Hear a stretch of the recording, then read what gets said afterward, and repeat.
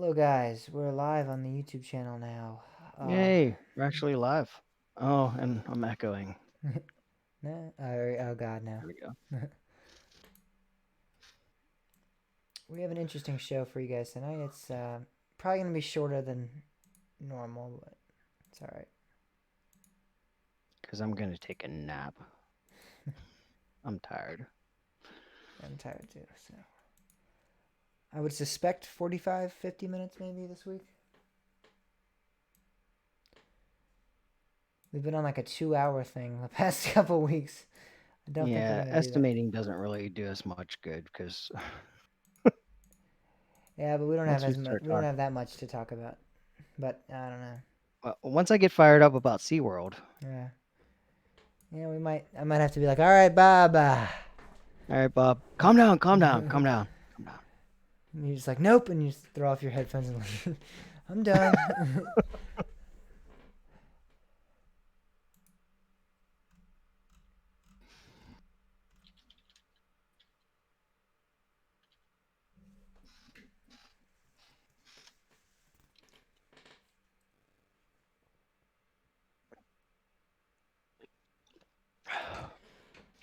um, we'll be starting rather shortly.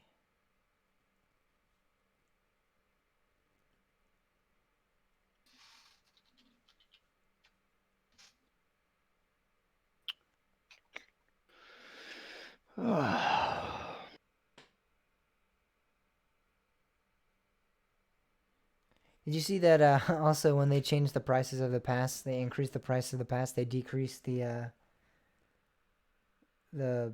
discount in park discount for the basic membership. Yeah, So the prices went up, but the discount went down. they're ridiculous. They're absolutely getting ridiculous. And again, I feel bad because it reflects poorly on the staff at the park, which is really great, and but it's really the higher ups that are.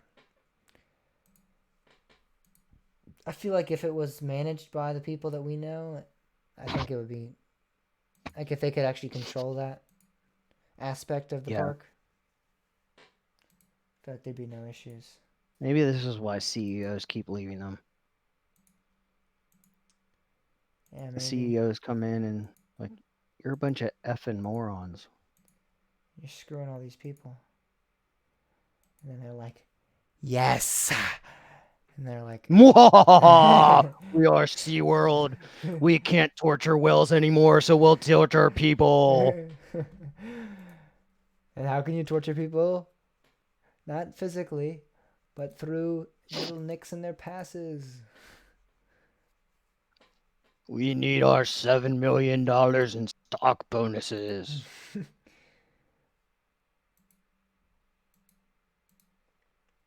Right. PETA would be angry if we sold whale meat, so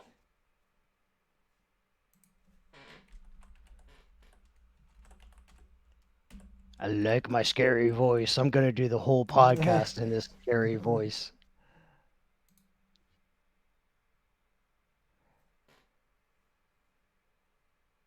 Hi, Bob and James.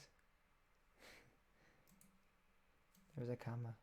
I like that. I like that. It's a weird comma. She's a school teacher. Don't argue with her.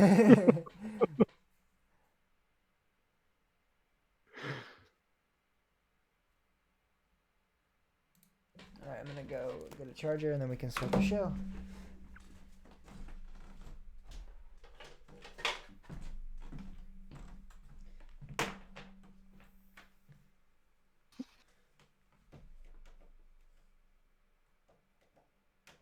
This is probably not the best night to wear my Busch Gardens shirt. Oh crap! I got the wrong charger. Oh my god, it was right there.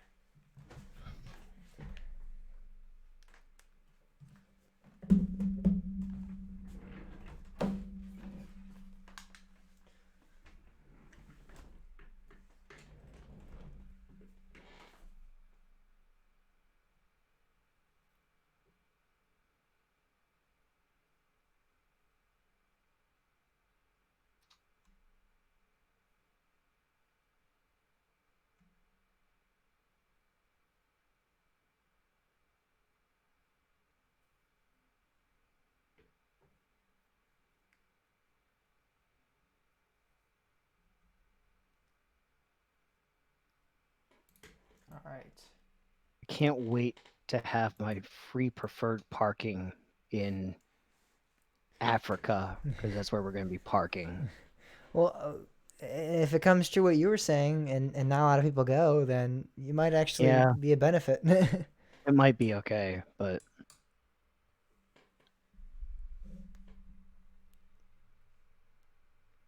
I love having three well, monitors so there. that's the other thing that's not real clear. Maybe, I don't know. Did they clarify this in the article? Um, how long do the upgrades last for? I think they're good for the same extent of time that the passes are extended through. So, however long they're closed till whenever they reopen, kind of deal to 2021, I think. Yeah, let's see. It says access is automatically extended.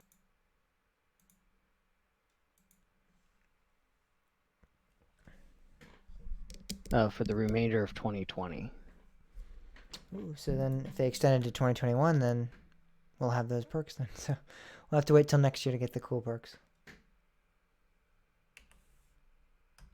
My pass expires the first week of January, which is another thing I'm For now, angry right? I mean, theoretically, they're probably gonna change that. So. No, they're not. I don't think they're that evil, Bob. You've been open for a whole 3 weeks. You don't need any benefits. Why did everybody talk me into getting a SeaWorld pass anyway? Well, you should get a SeaWorld pass. Who talked into getting a zero pass? Everybody. You, Pam. I said no. I did not talk you into that. I said like you're gonna miss out on like Pantheon and stuff. Yeah, you talked me into it. Okay, but that I didn't. I didn't like. I wasn't like trying to convince. I wasn't like, come on, Bob, get a SeaWorld pass, man. That's all you need in life. It wasn't anything like that.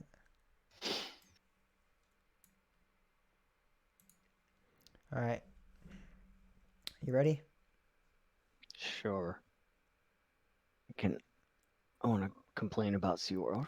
My introduction to this will be, Bob, I think I picked the wrong week to wear a Busch Garden shirt. I think that's a good comment. And then you can be like, That'll yeah, work. you did, because we're going to be tearing him a new one tonight or something like that. Yeah.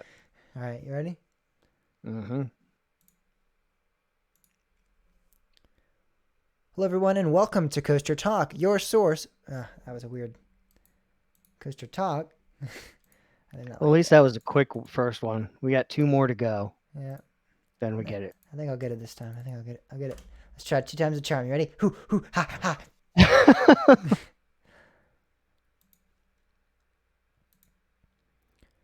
Hello, everybody, and welcome to Coaster Talk, your source for everything roller coasters. My name is James Barber. And I'm Bob Mertz. And this is episode number 72 of the show. It's May 10th, 2020. And it looks like, if I'm looking at the rundown correctly, it looks like I chose a poor week to wear a Busch Gardens Williamsburg shirt.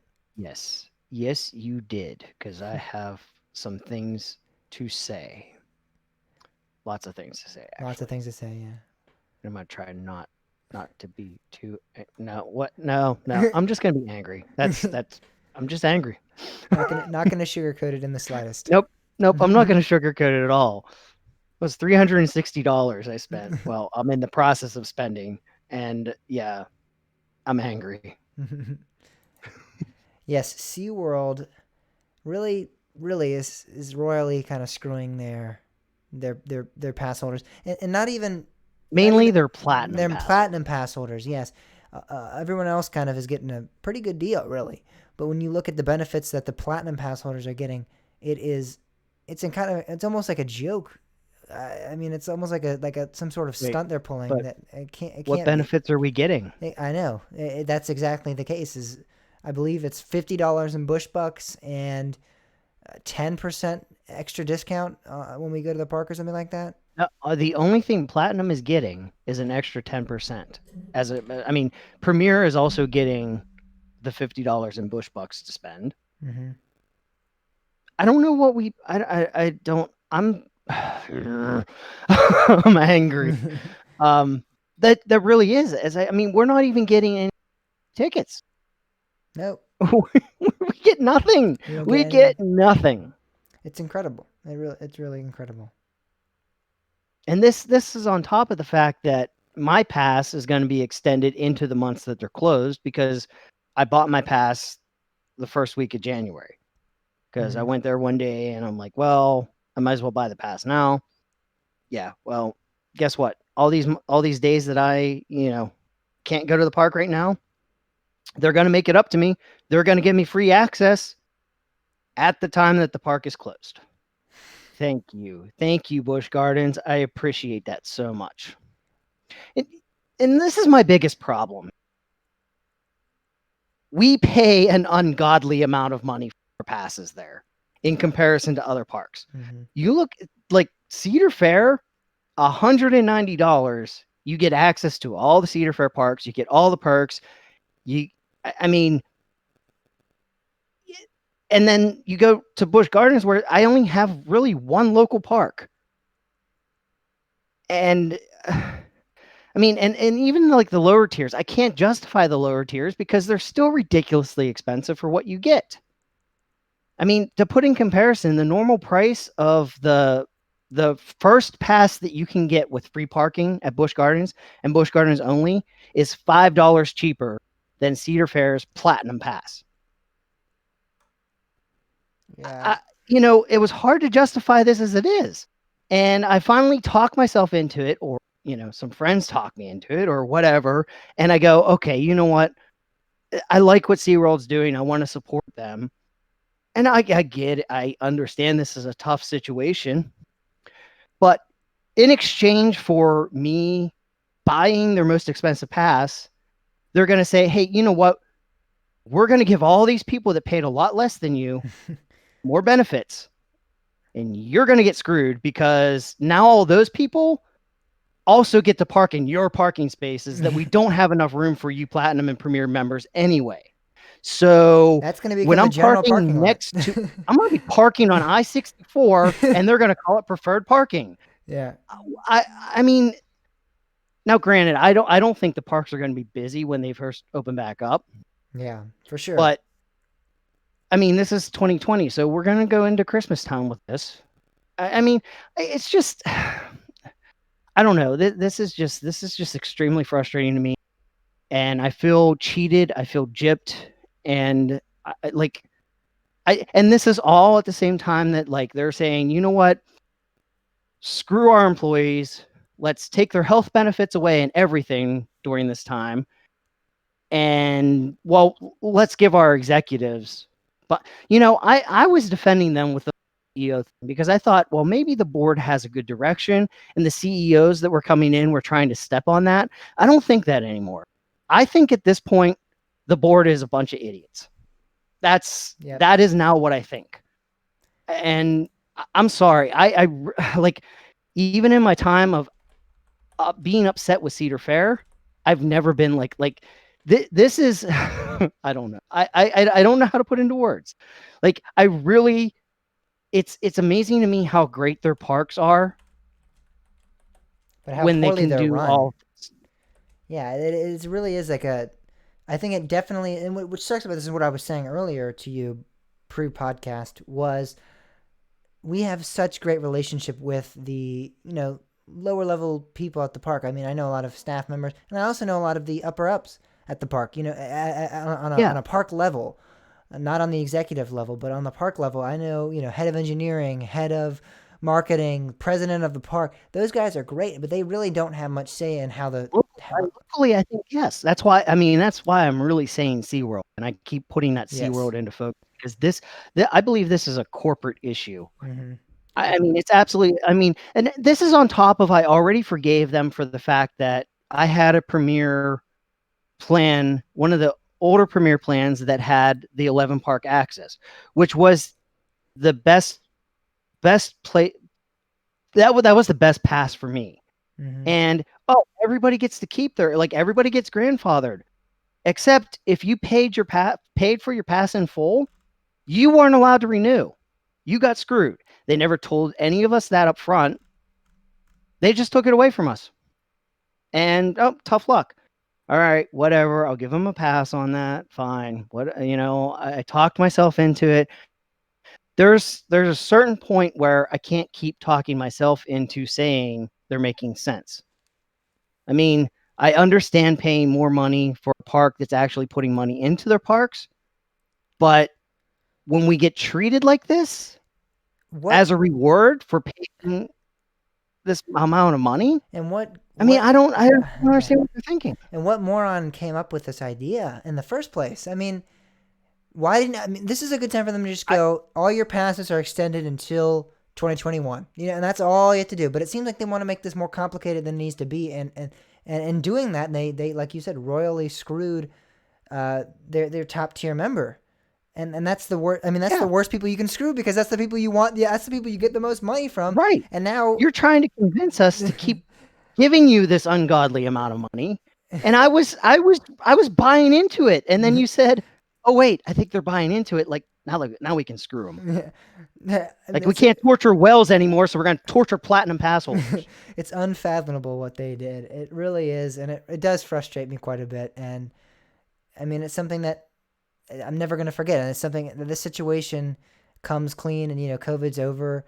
That's something that you'll never forget, and that it's just leave a sour taste in your mouth. So it's really, and it's poorly affecting them in a light that I don't think they wanted it to, and I don't think they necessarily thought it would. But I mean, they gotta. I don't know if they're gonna rethink this. I know there are a lot of enraged people about this, so I don't know if they'll reconsider this. I'm 100% sure they won't, but I would highly recommend. What amazes me the most, I would highly recommend. Is last year, a year ago, I was saying, you know what, this might be the last year that I get a Cedar Fair Platinum Pass, because they're not really doing much at King's Dominion, and I don't really like their direction that much, and I don't know. I need to save money for my SeaWorld Pass.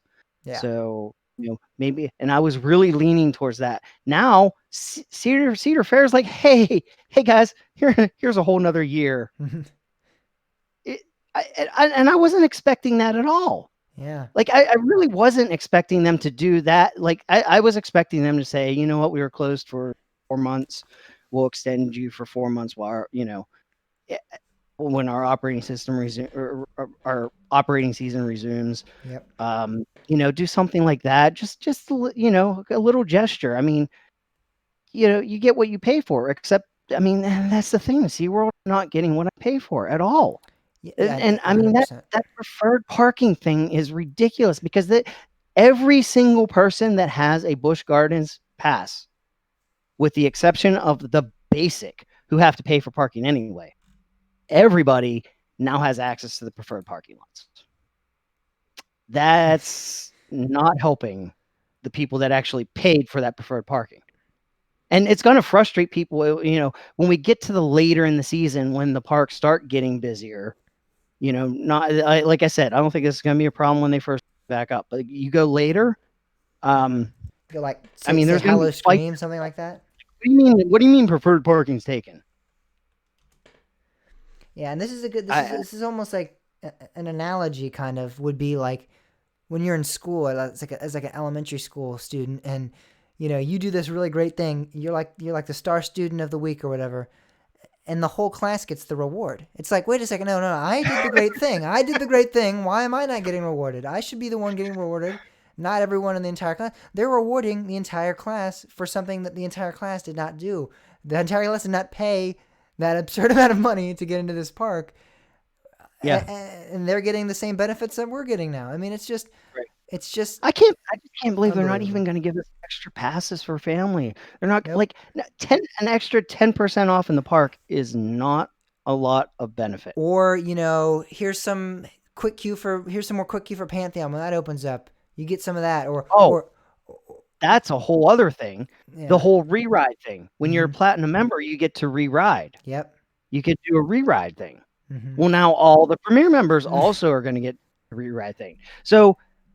I mean, the whole idea of that was, well, it'll just be a few people that can do the re-ride thing, so it won't be that frustrating. Now it'll be like half the dang train. Yeah, like I don't know. I mean, I'm sure a lot of people have the lower. Well, this is just unreal. That's yeah. That I mean, that's a big chunk of people. I would assume. I would imagine Premier's probably adds a good number. A good amount, I would say. They just really need to think this, and like this is a bigger problem. And like I said, this has been a frustration of mine before. It's like I don't think they really take things into perspective Yeah. on how their passes are priced. Because for us in Virginia, like this is the other thing. You go to San Antonio and buy a platinum pass, and it's a heck of a lot cheaper. Yeah. Well, why is it more money for us? Because we don't. Oh, we're closer to Sesame Place. Like that doesn't really help us.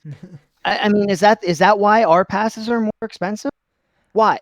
How is it? Like, how are we treated like the Florida parks that they say, oh, well, Florida has, what do they say 4 parks? I don't know. Like, oh, they have all these parks. So like they have to pay more because now they're going to have this access. Like they treat this 11 park thing as like this huge, like, oh, it's such a benefit to people. But like, how many times am I actually going to go to Florida using my platinum pass? Not many. Yeah, unless you're planning on a trip or something. Yeah, you're not going to be doing that. Yeah. It's not like a little like, oh, I'm just going to go down to Florida for the weekend. Right, exactly. Now, yes, my local park. Hey, I'm not doing anything this weekend. I think I'm gonna drive down tomorrow. But that happens. You don't do that with Florida or Texas or California. And that's why Cedar Fair, it makes more sense because they have so many parks throughout the country that you can actually, that's actually a benefit that's useful. They have them in the middle of the country. They have them on the East Coast. They have them on the West Coast. If you have a pass, you're going to be surrounded by, no matter where you are, you have a couple of Cedar Fair parks near you. With SeaWorld, and that's not that way too. Is like the way they talk. It's like, oh, well, SeaWorld has just as many parks as Cedar Fair, almost. Well, there's some technically true to that, but they're all like Florida's like you're big, like they're all clumped together. It's not like they're spread out like Cedar Fair. I mean, with Cedar Fair, I have access to a lot of parks, and it's more of a value. And with Cedar Fair, like I'd actually might. Hey, Cedar Fair, don't listen to this, but I might actually be willing to pay a little bit more because I have access to more parks.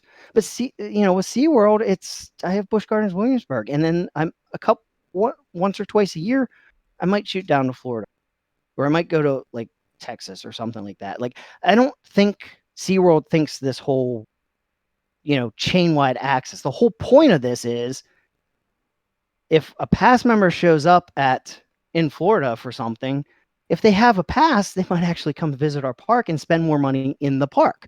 That's the whole idea. That's why Six Flags gives basically everybody access to all of their parks, because they know in reality, people aren't going to be just randomly saying, oh, let's go to this Six Flags. Like, let's drive 20 hours to hit this Six Flags tomorrow. They know that they're not going to overflow their other parks. But if you're in that area, they might stop in and spend some money. Like that's the whole point of this. And SeaWorld has this backwards, and it is never more evident than right now. Yep. And it's just unfortunate because the situation really showed SeaWorld's true colors. And I mean, sadly in a way it's kind of getting angry at parks because I love parks and I want to respect them and I want to support them. But this is bad. And like people really need to voice their opinions on how bad they're treating. I'm sorry. I like going to Busch Gardens, but this isn't good. There's no distaste towards. Busch Gardens is still in my top 3 parks. I love it, but you can't. Absolutely, I agree with you. It's a great park. Yeah, and it's just under poor management right now, and that's just very unfortunate to say the least. So we'll hopefully, and not going to happen most likely, but hopefully there is some sort of reconsideration in this. Maybe they take something into account. I strongly hope. I know there's been a lot of pushback. I know a lot of enthusiast groups and a lot of general public people, even on their social media pages, have been a little upset, to say the least, at them for this. So maybe they'll see this and take this into At, consideration. at this point, I'd rather they go back and say we're not doing anything. Yeah, just say, Like that would be better than what they're trying to do right now. just Uh, say, uh, just make this easy. Just follow Cedar Fair and just say you get 2021. Please, God, just do that. That's easy. That's an easy solution. I don't know why they didn't just do that. They really tried to make it because way more complicated. probably they don't want to get rid of that monthly revenue. That's the thing. SeaWorld is pushing the membership more than anything. Yeah. They're doing Six Flags, but they're trying to like, oh, we're doing a high class version of Six Flags. And Yeah. I mean, no, I'm sorry. Six If you're Flags- going to do a high class version, treat us like high class. Holy Six Flags crap, benefits Six are better than the SeaWorld ones. Exactly. Flags is like, oh, guys, we're going to treat you. We're going to make this up to you. And SeaWorld's like, oh, crap, I guess we got to do something. Like, and oh my God, Yeah. come on, people. Yeah. All right. Well, yeah, again, it's unfortunate. Hopefully there's some sort of reconsideration. But talking about Cedar Fair now, let's move on to them and talk about what some things that they're doing. Their yearly earnings came out. They're their quarterly earnings for the first quarter of the year, and it looked as many people would expect. A little higher though, and that's good. Yeah, they did better than many people were expecting. But it was, obviously there was a lot of revenue loss and attendance loss because of COVID. Obviously, that was expected 100%. But there were some other type of announcements that were made in their earnings and along with this phone call that they had. Their events such as Grand Carnival, and I'm assuming, I don't think they brought it up, but I'm assuming Monster Jam, since it's like an interactive thing where you go and you touch the wheels and you ride in the cars, they're probably going to not have that. And that would just be postponed until 2021. I don't get Grand Carnival. Grand Carnival, I mean, I feel like you could watch a parade of people walking around your park. Well, I think this is more of a cost cutting thing because they know the parks aren't going to be busy and they're going to have caps on the park. They're not allowed to have that attendance. And I think I think they're looking at this like it's not worth putting that show on. Not to mention, you look at Grand Carnival and that's like 2 weeks that people were rushing to get to the park. Mm-hmm. I mean, I think there are other reasons, but like that's 2 weeks that like everybody that wants to see this event is going to try to get to the park at that point.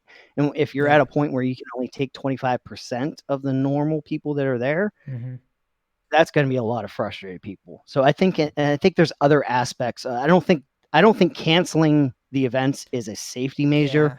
I think it's a practical measure, and just balancing costs and keeping people happy. Yeah, that definitely is most likely the case. Also mentioned in this phone call was they're going to have a lot of cleaning going on, which is expected, hand wash stations, reservations. So a lot of people were like, why would Six Flags do that? I mean, now it looks like that might be a trend that's going to be followed here. I think it's kind of an important thing. I think it's important too. I think it's pretty smart, honestly. I don't know why people are so upset about the reservations. I honestly, if you know you're going to a park, you just reserve the day. You go, you have fun. I mean, I don't understand what the problem is. I know people are like, oh, I just want to go when I want to go, but this is not how this is going to work, guys. I mean, right. This can't be how we all want a lot of things right now that, I just like the fact that, hey, I might actually get on some roller coasters pretty soon. Exactly. Like I have to make an appointment. And I think that's the thing is like, it's better than people showing up at the park and them turning away. Exactly. It's 100% better than that. It's so much better than that, than showing up and going, oh yeah, we're at capacity. Sorry. You can't come in. I mean, Kings Dominion is fairly close to me, but it's still an hour and 20-minute drive. For me, it would. I don't want to drive an hour and 20 minutes. But for me, like I don't want to drive an hour and 20 minutes and them say, "Oh, no, sorry." And yes, that hasn't happened before, but that's going to happen now. We have to put that in perspective that these parks there's a chance they're going to hit this new capacity. And they have to be prepared for that. I mean, look at what happened when Cedar Fair closed the Causeway last year because of the attendance. Like people were like, oh, I drove this. Like people were freaking out. And I understand why. But, you're talking like that's the only time that's ever happened. Look at, this is something that if you don't do this, it could happen constantly. Hmm. So I think that's an important thing. And I think it's a I mean, sacrifice that we should be willing to make in order to. I mean, either we do this or we don't get to ride coasters, kind of thing. So I think it is 100% right, worth it.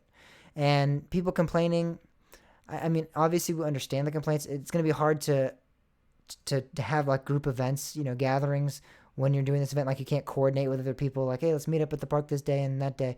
It's going to be yeah, difficult to do that. But would you rather ride roller coasters or would you rather not? Would you rather not have any coasters at all? I mean, you just gotta. right. Yeah, maybe you might not be able to meet up with your friends, but maybe every once in a while you can figure out how to make it work, and you guys can schedule it together. But this is how it's gonna have to work until we figure out, a better system, or until this restrictions are uplifted.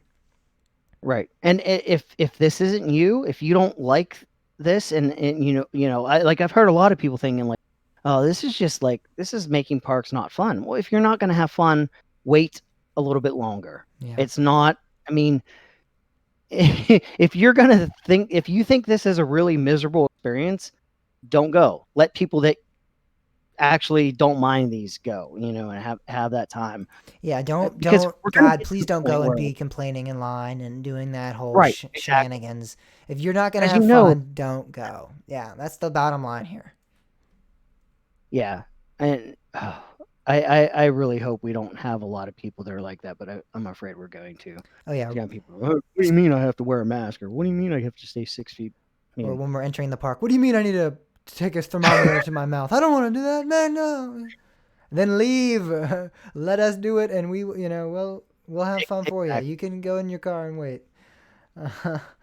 Yes. All right. So a little bit of good news there, as we see a little bit of restrictions, and guidelines that are going to be in place when these parks reopen. But now let's talk about a park that is pretty much confirmed to be reopening June 14th, I believe, is Holiday World's opening.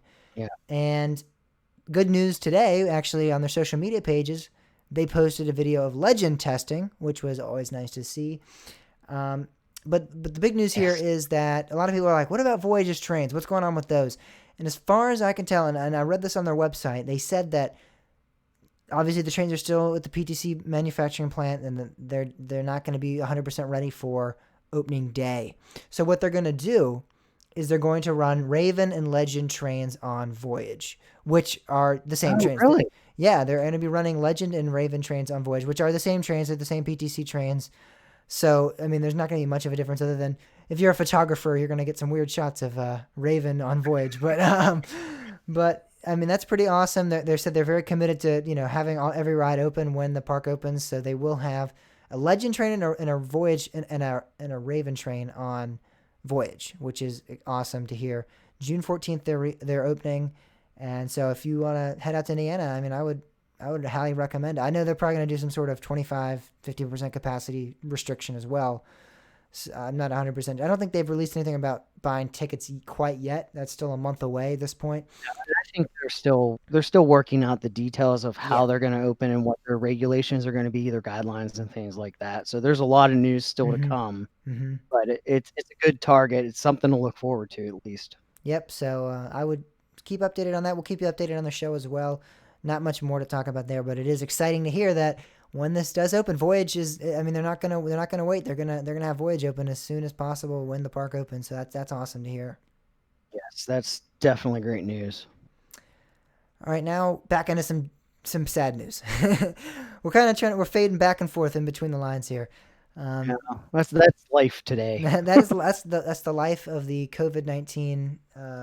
That should be the name of this podcast now. The life of COVID-19. You have some ups, you have some downs. It is a roller coaster, really. There's some ups, there's some downs. Yeah, There's some riding things a to roller look forward coaster. to. There's some things that are going to make you upset. And COVID-19 has officially postponed CoasterCon 43 to Yep. 2021. This is sad news, but it is necessary. I think you can't have. I mean, what is it? I think sometimes they reach 1,250 people. I think that's Yeah. that's like the maximum amount at CoasterCon. I mean, that's just a crazy amount of people. I don't even know if the parks would have allowed them. They might have said, hey, we're already at a capacity and Right. we can't have Exactly. this many people. We want to allow a lot of people, that can come into the parks and enjoy it. We don't want to have a whole enthusiast group here. At the same time, it's just gonna. I think it would be unfair for Ace to request them to do that. to actually follow, because Yeah.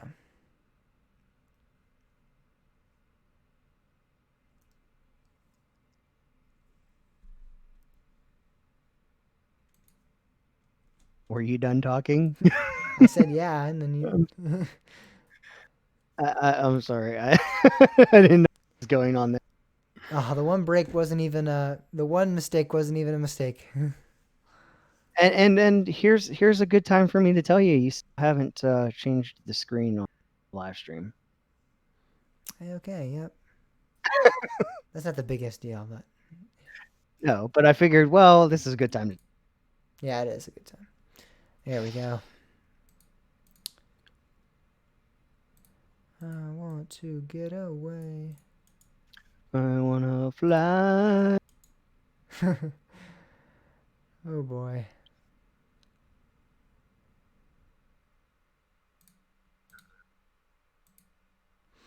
All right, it's better. Mm.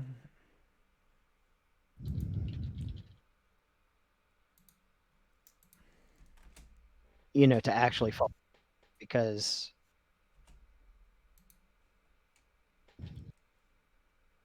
All right, so you were saying, yeah, you can't expect him to follow through because. All right, you ready? yep. All right, go. Yeah, you can't really expect Ace to go to the parks and say, "Hey, we expect you to follow through on this plan," and basically consume their entire capacity. I mean, there's going to be a lot of people that want to get into the parks, and of course, uh, the parks generally give a lot of free stuff to Acers.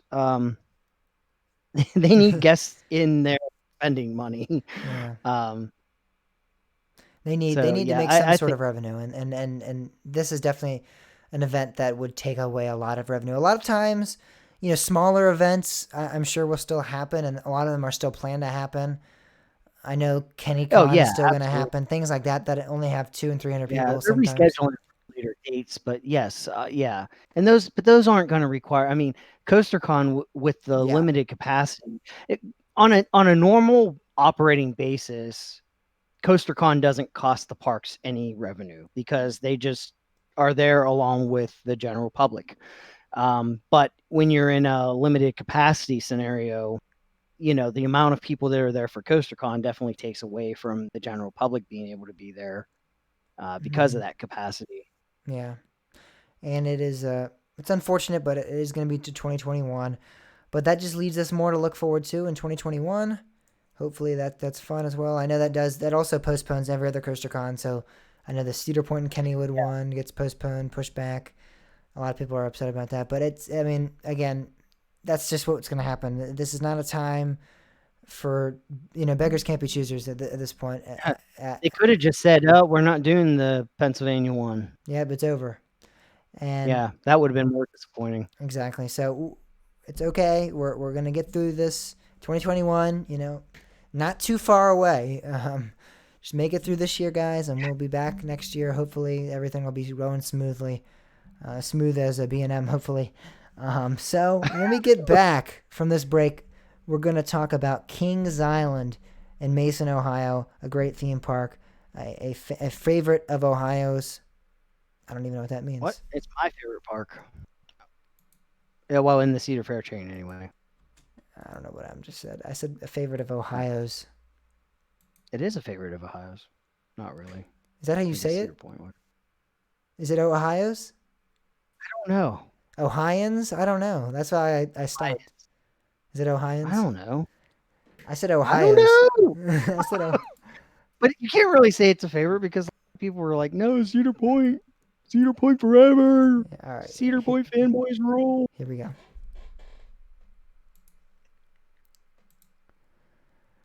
But when we get back from this break, we're going to talk about Kings Island in Mason, Ohio. One of the best theme parks in Ohio. One of my favorites, one of Bob's favorites. We're going to discuss the park history. We're going to discuss the rides and attractions they have to offer there. Coming up after this. All right. It's like one of two. It's Coney Island. They're not really a theme park anymore. They're a water park. Yeah, but Whatever. Get the point. The zoo. They have a roller coaster. I want to get away. Please stop singing the song. Are you gonna read history? What's the plan for? I guess I don't know. I don't know what to say either. I don't. Just go to their website. I'm sure they have like a little thing written up about their history. The cheat code. Yes.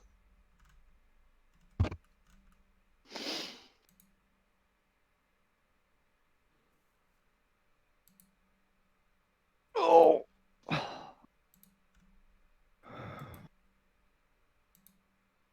Is it bedtime yet? We're close. All right, good.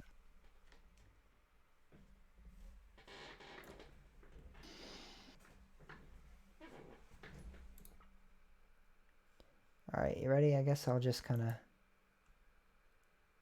read from this thing a little bit. We'll figure it out. We'll go with the flow a little bit here. This chair's killing me. All right, you ready? Yep.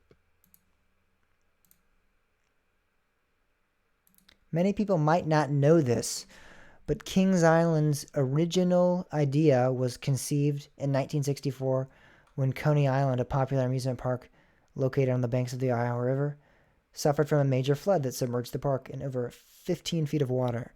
And that's where Kings Island's, the idea for the park really came from. And I'm not even recording you. All right, this is great. That was bad anyway, so I'm glad I stopped that. Oh boy. Telling you it's the day, man. There's something about this day. I don't know It's what the full moon.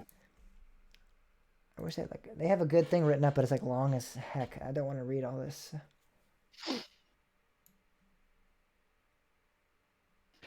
Kings Island is in Ohio. It opened many years ago. It's a great park. It has some Go great... visit it. This concludes our overview.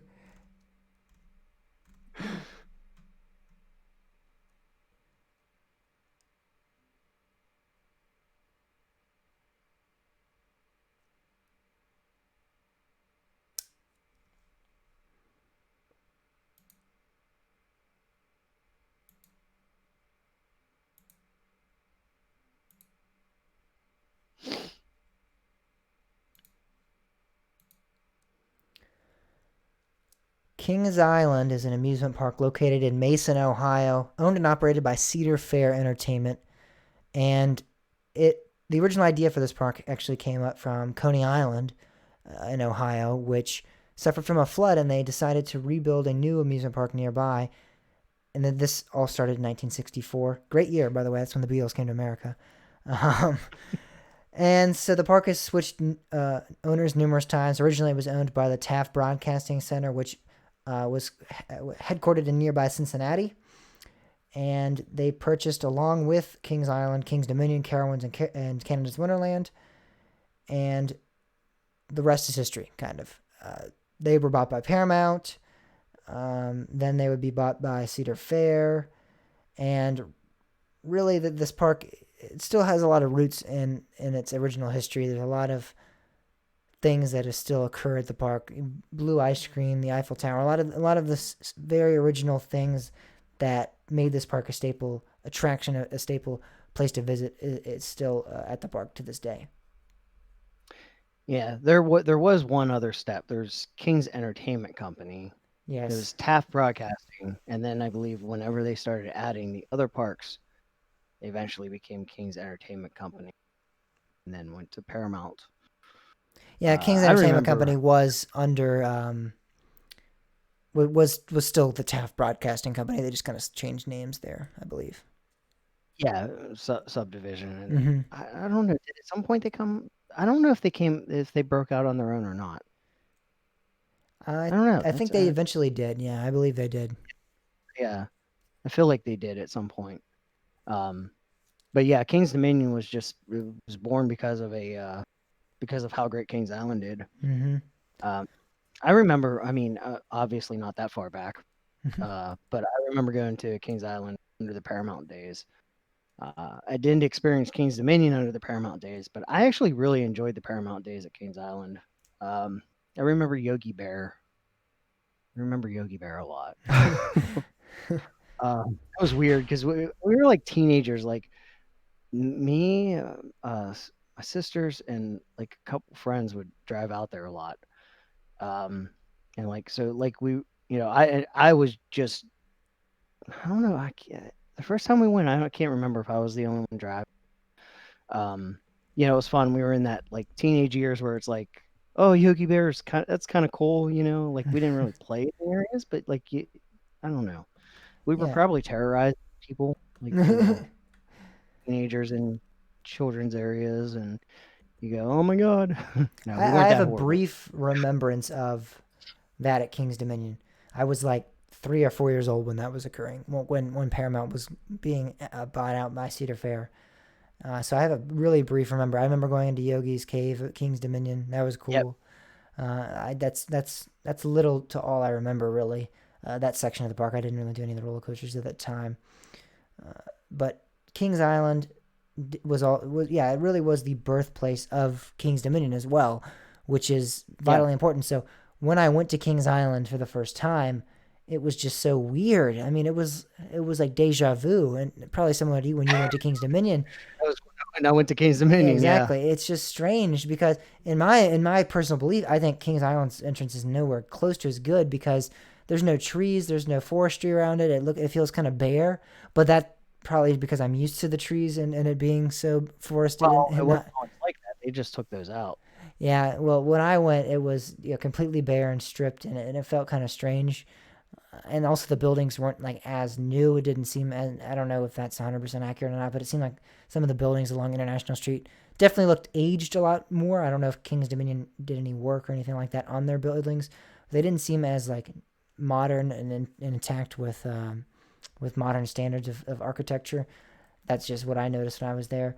But that's really where the similarities end for the two parks. It's the entrance plaza, it's the Eiffel Tower, and then they really do Yeah. become their own parks once you kind of venture out of that, which I think is good. I Yeah. think I think it was kind of cool to have similar entrance areas, but I definitely think it's a great idea that they didn't try to almost replicate the exact type of thing at each park. I think that's definitely a good idea that they did not do that. Yeah. I mean, they've always kind of tried. I mean, well, at least during the Paramount days, they kind of like try to do some similar things, but they didn't, force it to be the same. I mean, of course, we did have Backlots on Coaster and Flight Yeah, of Fear. and I Um, mean we had the two arrow loopers too, very similar. yeah. But I don't. I Well, definitely think one, they did do some similar things, but there was no like the areas of the park were different enough. Yeah. yes, certainly. I do. One of my. This was actually one of my better memories. It again. We would just walk around the park a lot, and one day we decided, what, that kiddie coaster looks bigger than normal. Let's go see if we're allowed to ride it. And we went and went to ride it, and I, we did get the on ride photo, and Hmm. I have no idea where it went. I wish, but there were four of us, and the photo was phenomenal because none of us expected such a big drop on a kiddie coaster, and it was it was pretty spectacular Was that because it Woodstock? just took us by surprise. Was that Woodstock Yeah, Express? Beastie. It's now Woodstock Express. Yeah. Yeah, but yeah, same, and it's the same as it's basically the same as what's it Kings Dominion Yep. and what I just there's one in Carowinds. Michigan Adventure. The And at Carowinds has Carowinds. one. Yep. There's one. Canada's Yeah, Wonderland does Michigan not have one now. a clone. Is it Zach Zoomer or is that another one? I It beats forget what me. it is.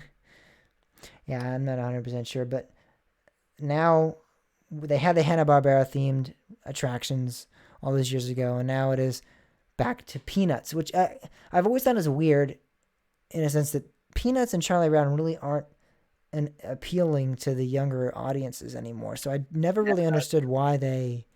You're wrong on that one. I'm not really that wrong. Peanuts is actually a lot bigger than you think it is. And I know this because I got schooled on it. because I thought the same exact thing you did. And then, I mentioned that to my sister because I was like, I thought it was kind of weird that my niece and nephew were so into Peanuts. And I thought, oh, well, it's because we go to Cedar Fair parks. And oh, no, no, no. There's a lot of Peanut stuff still active and still very prevalent, apparently. It shocked me. It shocked me. But if you look, there's a lot of people. I guarantee you the majority of kids right now know more about Peanuts than they do Yogi Bear. Oh no, no doubt. I mean, I think that's a Peanuts, given. But yeah, in terms Peanuts of is a other TV shows out now, I'm 100% confident. And I mean, no. there's no question in my mind that, Nickelodeon, Cartoon Network, those are the two bigger ones right now. Peanuts doesn't even have a show right now. There's no show for Yeah, there Peanuts. is. No, no, no, there's not. Yes, there's current Peanuts episodes. I There am. absolutely are.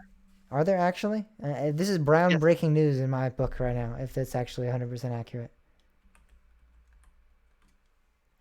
Yes. I'm pausing the podcast Okay. because I don't believe this either. I'm actually. I know there's a movie that came out.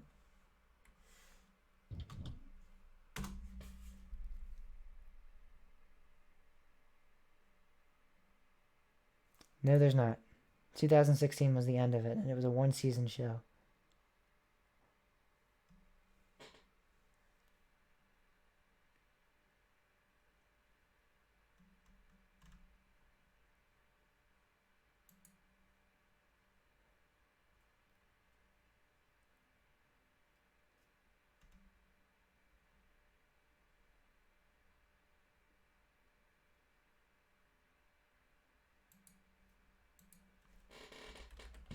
Peanuts in Space, 2019. Is that like that's like a special? That isn't. I'm talking about an actual TV show like that continues Yeah, to but run. Peanuts they always were a special. No, they weren't. They had actual seasons. Later, not they did one show, yeah. They literally had the Charlie Brown and Snoopy show, and they had.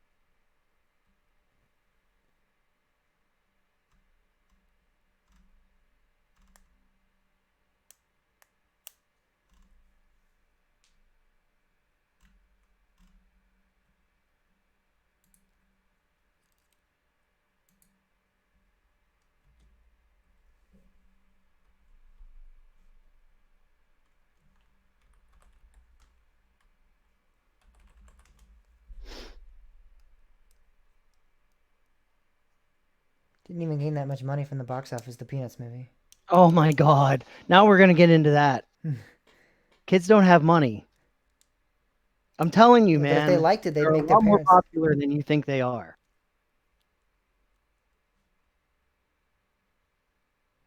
I don't. I don't.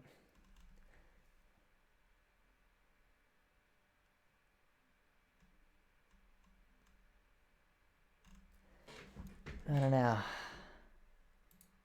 Okay, maybe they're more popular, but they're still not as appealing as other cartoons are right now.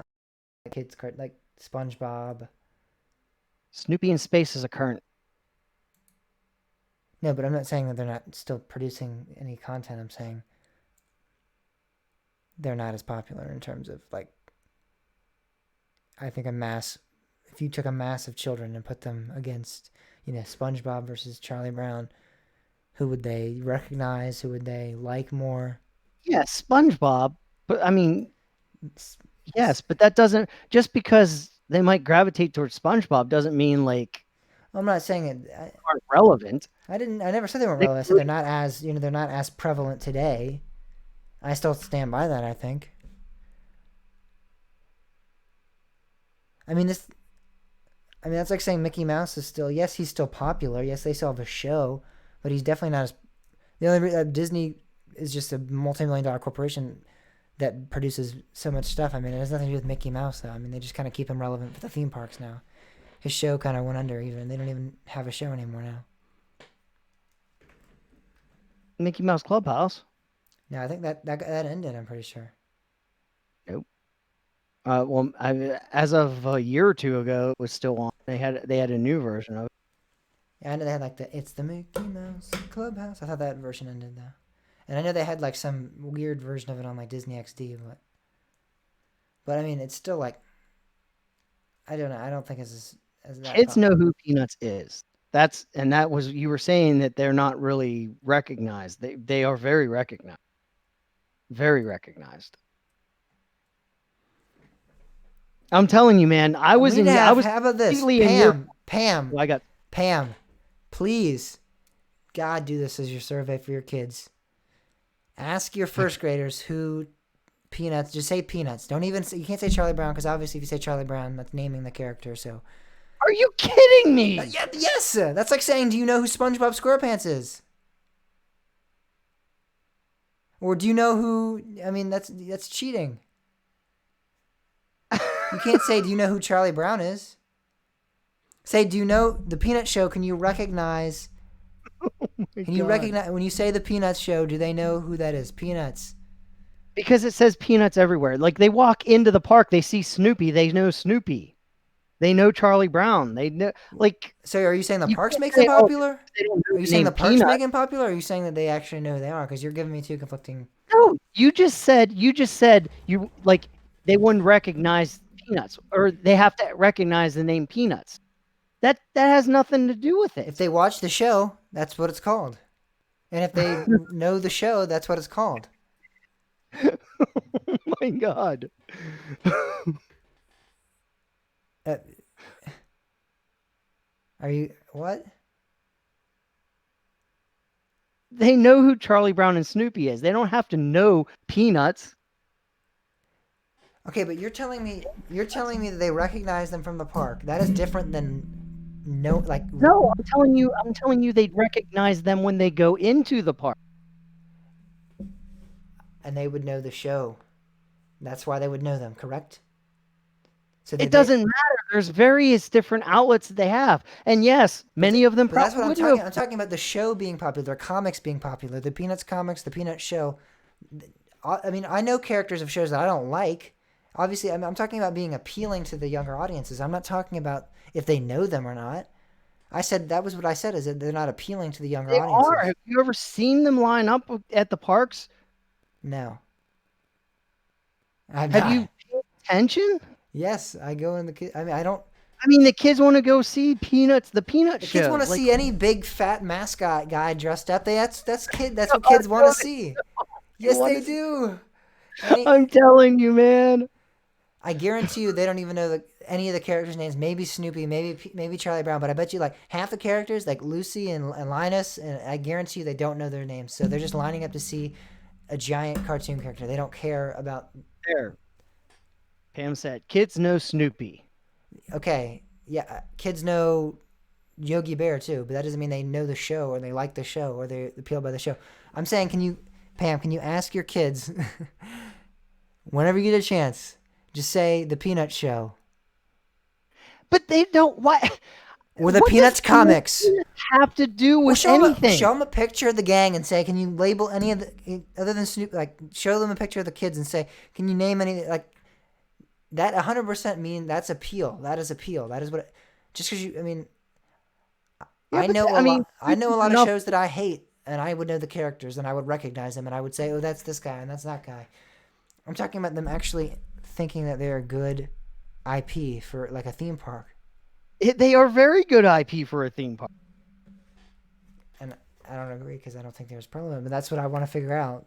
If they actually recognize them and if they know them and they like them, not just oh that's Snoopy. Obviously, you can name So what? some. Okay, let's I disagree with you, but let's put all that aside. Let's say they don't know any other character other than Snoopy.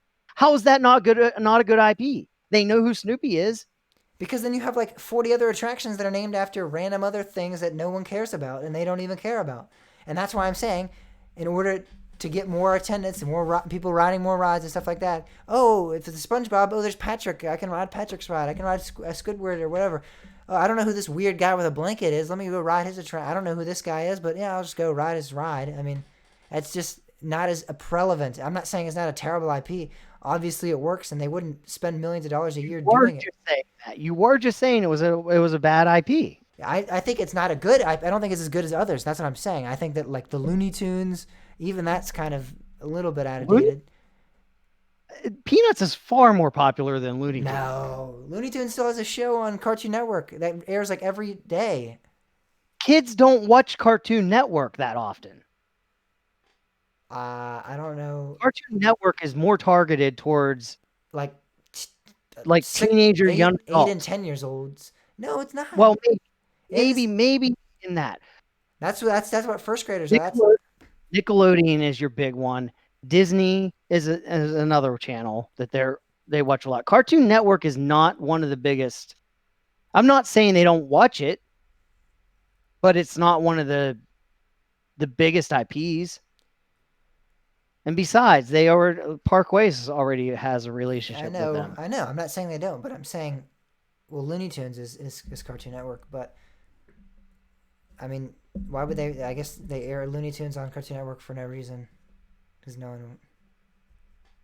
Because I like Looney Tunes.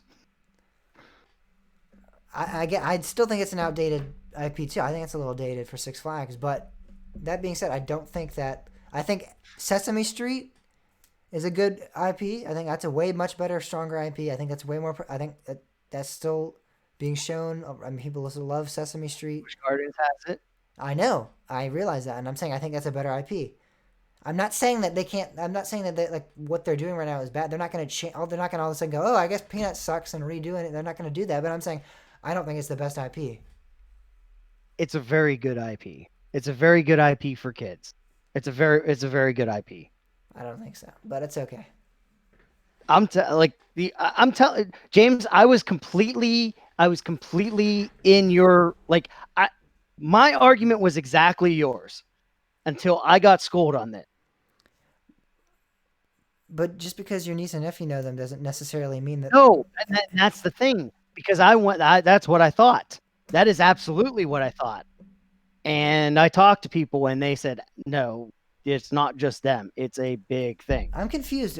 Am I like in the dark? Am I like in the dark ages then? I guess I don't. I mean, I have kids. I know people that do though, and I've never ever heard them ever. No one's ever mentioned to me that Peanuts is a thing again. Oh, everybody comes up to you and is like, oh, by the way, James, I like to watch this show. I am pretty up to date on cartoons. I like watching cartoons. I watch Cartoon Network a lot, even to this day, and I don't like, I'm pretty up to date on cartoons. I watch cartoon people review cartoons. Why did you stop recording? This is like. Why did we stop recording? Podcast. I know. Well, because I thought we were going to get into an actual argument about it, so which we did, but I guess we could have kept recording. But also, I wanted to look up that thing, so I didn't want to, spend time doing that. But yeah, cartoons. I just have not heard this, so this is groundbreaking news to me. I've never heard that Charlie Brown's popular again, and I still don't really fully believe it, but it's okay. All right, where did we leave off? Pam, please do that though, if you can. God, ask her first graders. Said. No, I want her to survey her first graders and say, "Who is this?" Show them a picture of Charlie Brown or whoever, and ask them, "Who is this?" Please. They'd absolutely know it. I want to see. I want to see if the majority would know. Majority rules. All right, this is going to have to be the poll. All right, that is fair. We'll add this on. We'll have a double header. We'll have a double header. This is because we need to have We one. need we need we need to start recording and then finish with.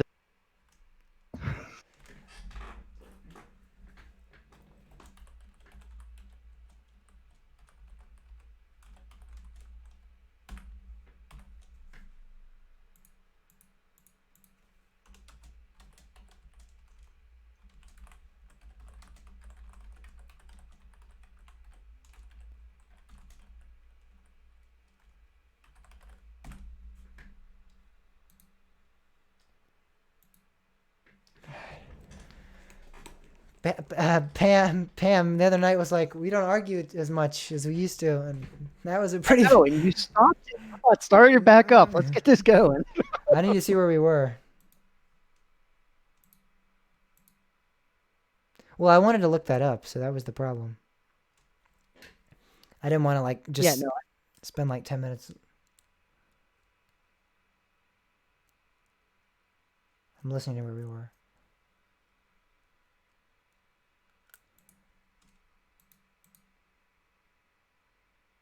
Oh, schnizzle. Oh, God. I hope this is a malfunction. If not, what? none of my audio recorded for this whole What? podcast. What?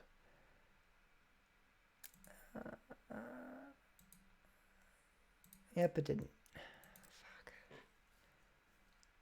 Are you kidding me? I'm not kidding. This Can you new pull it from the live monitor. stream?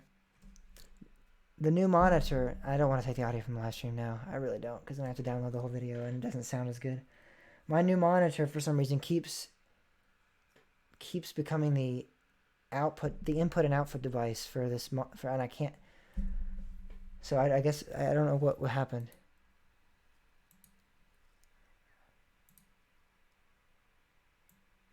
We don't have time to record this again. It was only 20 minutes, 25 minutes of things that we've discussed so far. Why can't you pull it from the live stream? Because it doesn't sound as good. And then I have to go and Oh. edit. The thing is with this, when we stop, I can stop the audio. Now I'd have to go back and listen to the entire episode and then edit it out. Little spaces we took in the beginning of the podcast and all that. And my audio and your audio wouldn't be on separate tracks, and I wouldn't be able to edit our individual audio. Sometimes your audio is too loud, sometimes mine's too quiet, and I like to change the volumes a little bit. I wouldn't be able to do any of that.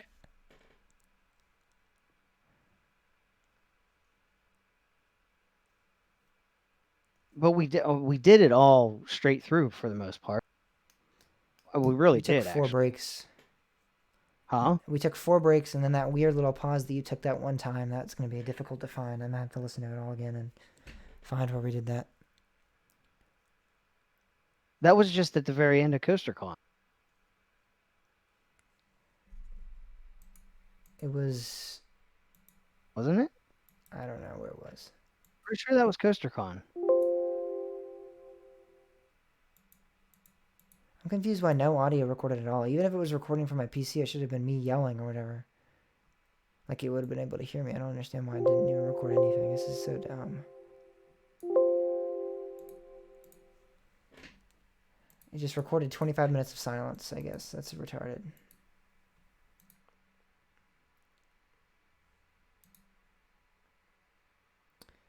I guess I'll have to pull it from the live stream, I guess.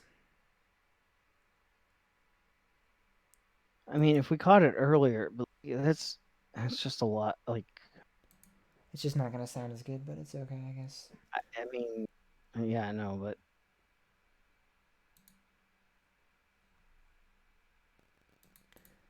I guess I'll just delete all the other recordings since they don't even have any value. Since there's literally just nothing on there. Oh, they're all just blank? Yep. And then I'm going to have to find wherever I stopped on the live stream and then edit in this new audio. Oh. This sucks. I don't know where we were either now. I don't know what I was saying because I can't listen to it.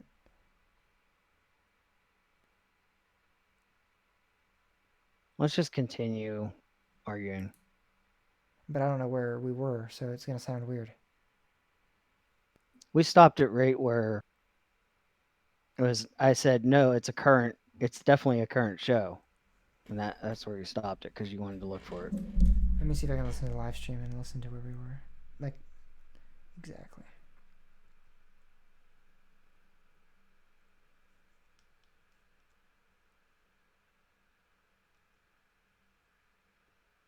I'm telling you, man. If they liked it, they're a lot more popular than you think they are. I can't believe I skipped to the exact right proportion, I think. I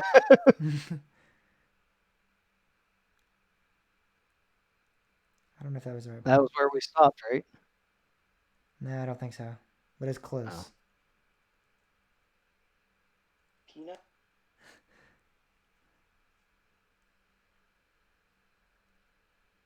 Stuff still active and still very prevalent, apparently. It shocked me. But if you look, there's a lot of people. I guarantee you, the majority of kids right now know more about Peanuts than they do Yogi Bear. Oh no doubt. I mean I think that's a given. But in terms of other TV shows out now, I'm 100% confident. And I mean there's no question in my mind that Nickelodeon, Cartoon Network, those are the two bigger ones right now. Peanuts doesn't even have a show right now. There's no show for Peanuts. And there's not. Yes, there's current Peanuts episodes. Incorrect, Bob. Pass, Bob. There's not. This is groundbreaking news in my book right now. As of 2016 and 17, there. As of 2016, there was a show that went for one season and had like 3 episodes or 4 episodes. It went into 2. What? I'm literally on the TV series right now. One season, 2014 to 2016.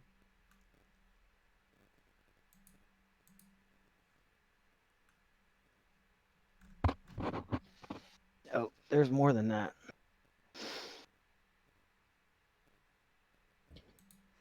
Never mind, there was 100 episodes. But they were 3-minute long, so I don't want to hear it. They weren't all 3 minutes long. A lot of them were. 3 to 7 minutes.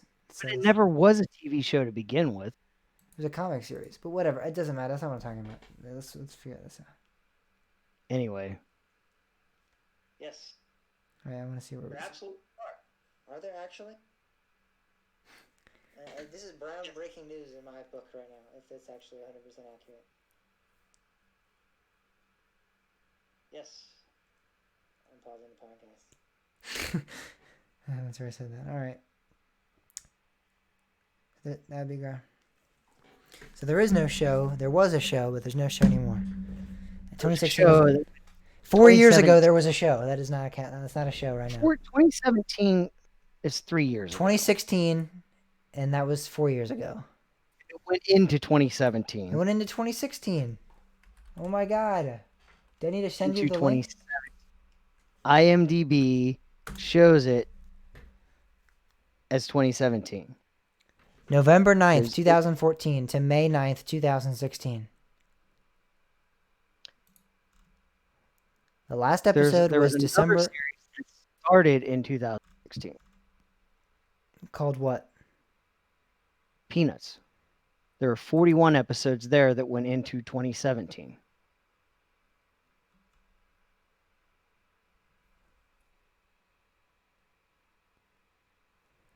It says, after a 10-month run, the shorts were cut and being broadcast.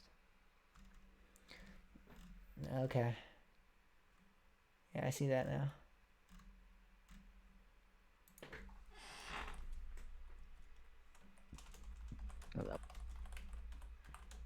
Are you going to start recording here? One sec.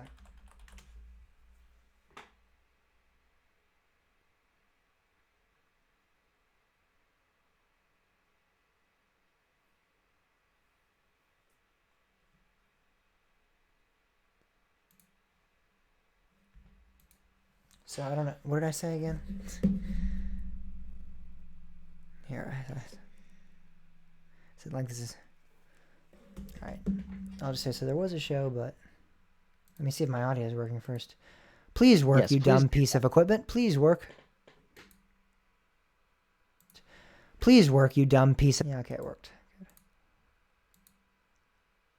Ready? Yep. There's not a show, Bob. It is 2017 and Yeah. ended. Okay. So yes, it was 3 years ago, but that's not like you were making it sound like there was like no relevant like that wasn't that long ago. And that's I'm sure those get rerun on different networks. I have never ever seen an episode of the show. I mean, and I know you're like, well, you're not a kid, but You're not. I surround myself in this content. I watch Are cartoons quite a bit. It doesn't matter if it was as popular as you're making it out to be. I think I would have some knowledge of the show, some knowledge of the relevance that they have. Yes, they're still in the cartoon in the section of the comics, but so is like, that weird Ned guy that whatever that cartoon is. There's so many cartoons in the comic section that nobody cares about anymore. I mean, I couldn't tell you. You probably want to use SpongeBob as an example, and yes, SpongeBob is a huge cartoon for kids.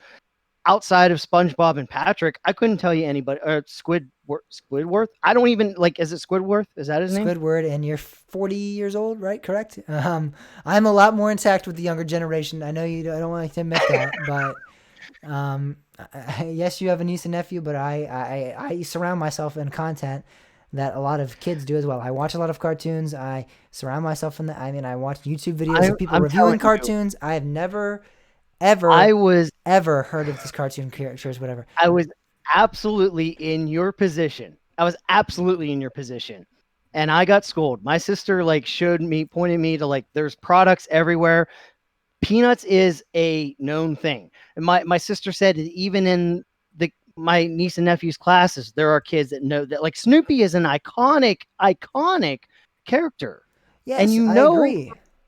I agree that Well, Snoopy then- is. I agree that Snoopy is a prevalent character that is definitely well known. And But I don't Woodstock- think that makes the show or the comics an appealing thing to the younger audiences. I mean, hey, you get to go see Snoopy? Come on. That's gold for a kid. No, it's not. All right. Well, Absolutely. let's telling settle you. this. I'm I telling you, want to settle fuck it. this. Let's settle this, and then let's get back to Kings Island. Is Peanuts a relative IP? That's what the audience is going to decide. We're going to have a 2-part weekly poll. We're gonna do this. Do younger audiences recognize the cartoon series and the comic series Peanuts? Let us know as a weekly poll. We're gonna put that up on the website. We're gonna put it up on the Instagram. I want to hear this because I'm really curious. Is it as relevant, as Sesame Street and the Looney Tunes? I just don't think it is. See, Sesame Street is for little kids. Once you get out of the Sesame Street range, that's when I think the Peanuts characters start kicking in.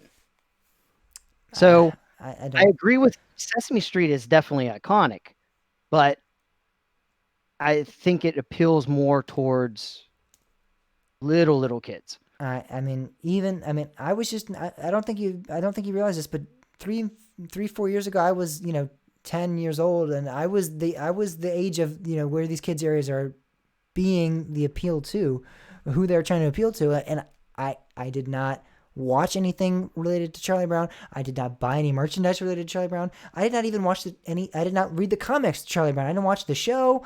All I did was maybe watch the Thanksgiving special with my family because they watched it when they were kids. Oh, but you knew you knew who they were. Yeah, I barely I knew who they were, but I'm talking about the kids liking the show themselves and it being appealing to them, not their parents. Not, let's take, you don't know Snoopy? Oh, well, I'll show you the show, and now you'll love him. I'm them actually liking the show. And that's what I think is different here. That's why I think Sesame Street and the other IPs are actually... Show, you focus on the characters. The characters weren't even a part of a show to begin with. I mean, you focus on the characters. The IP has nothing to necessarily do with the show. It's a life outside. I mean, even if you take your SpongeBob example, like there may be people that love SpongeBob that don't really watch the show that much.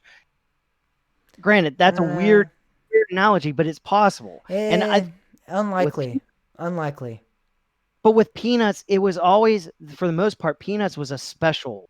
Like they would have seasonal specials. No, it was a That's comic series, and it was it was that too. But that's then when it first made it to TV, it became specials. yeah, Then like in they the went on. '80s. We're talking like the '80s. Come on, you can't call that. No, Okay, what? so like the studios just went, hey, there's this unrelevant IP that we're gonna make. What was it? 3 or 4 years worth of cartoons out of. I'm Like not saying that they're not at all. There's still shows that are made now that are terrible and have bad. I mean, I'm not saying they're terrible either. I have not watched them. I like Charlie Brown, somewhat. I would watch it. I like the Peanuts movie, all right. I'm not saying that it's bad, but I'm saying that there are still shows that air now that aren't relevant, that people don't watch. I mean, they air. Teen Titans Go is a prime example of that. It's one of the worst shows ever invented, but people like never it. heard. Yeah, exactly, and it doesn't matter if I don't think it really matters the content of the show sometimes, other than it's just airing. I mean, that doesn't mean anything. I don't think that we're not going to solve anything but through this. We're not. We're going to debate.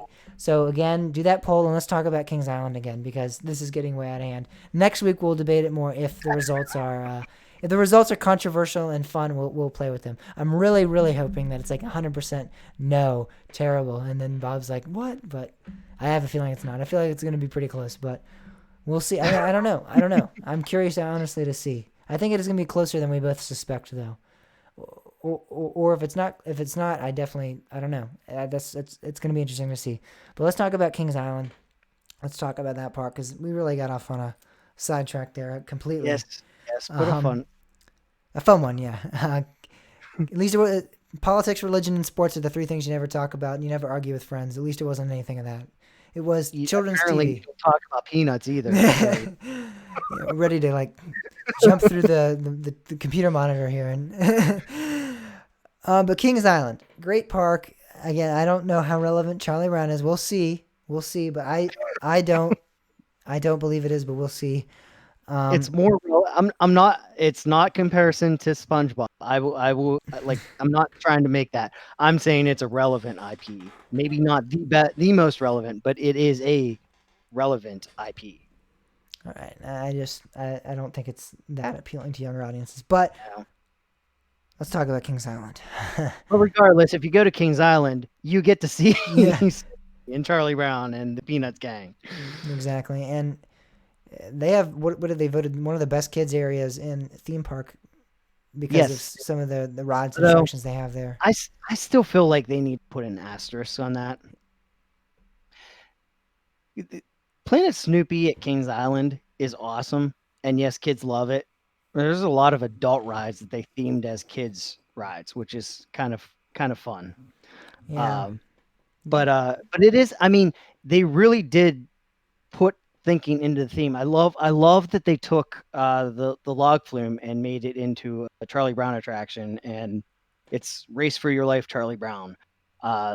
It's really cool how they did that theming, and I love the way it's laid out. It's a great land at Kings. I like it a lot too, but I honestly don't think it is the best kids area I've been to. I honestly think King's Dominion has a better one. I think it's more modern. I think it's more up to date. I think it's nicer landscape. I was really underwhelmed with Kings Island. I was expecting it to be like this magnificent kids area, and it was good. It was definitely good, and I do like the log flume. That's really cool. That was one of the best. Well, I think, but I see this is the thing where I look at it and I say, they're kind of cheating, except it kind of works because the kids love it because there's actually adult rides that are themed as kids rides, and there's a little bit of frustration because there's actually rides in Kiddieland that kids can't ride because they're too short, which is kind of weird.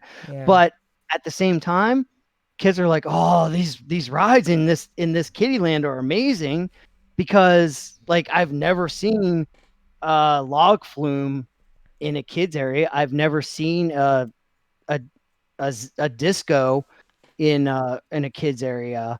Well, Cedar Point does have a disco in the kids area, but still, I mean. Well, but it's not themed as Charlie Brown. It's not, but it and is.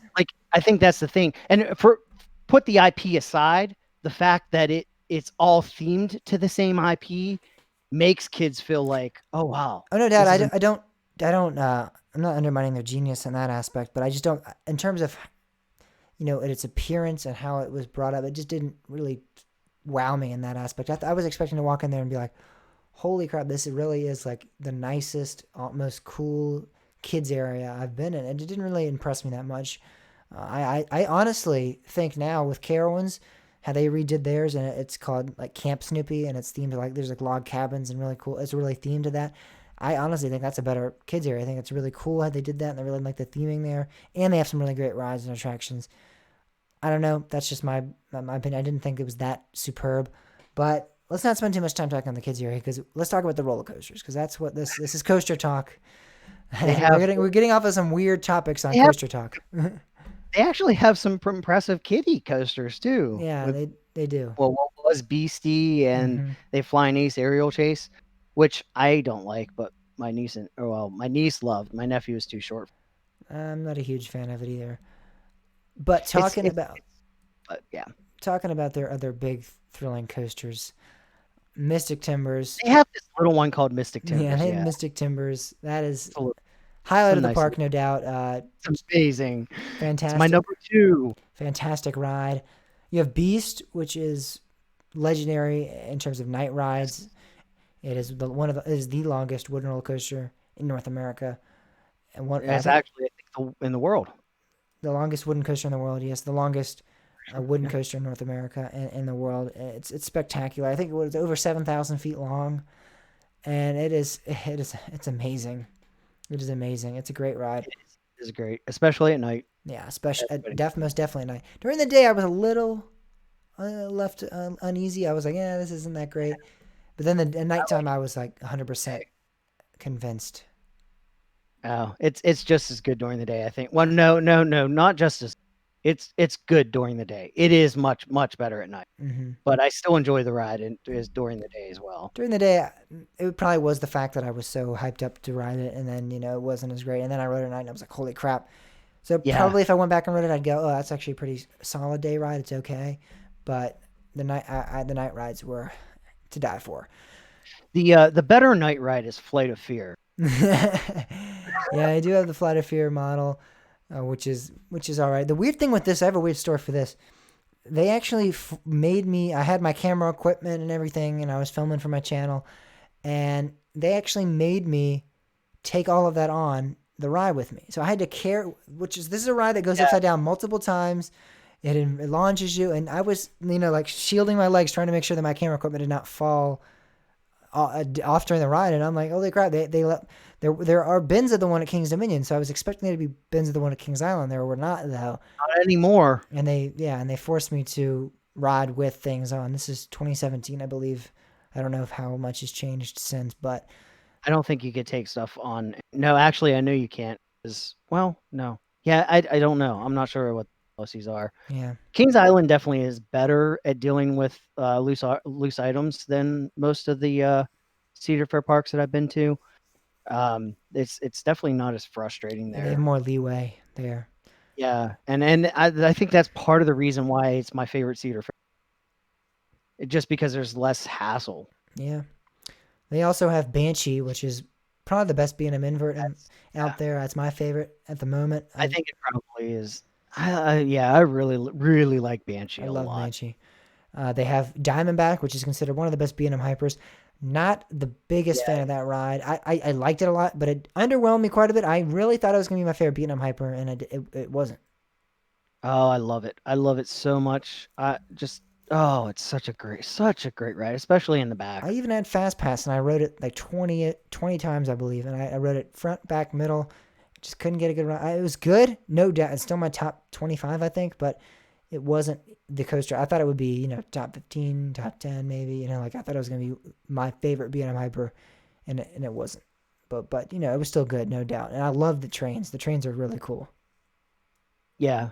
They have another great coaster called Vortex. Oh, and I don't know if I would describe it as great, but I loved Vortex, but it doesn't matter.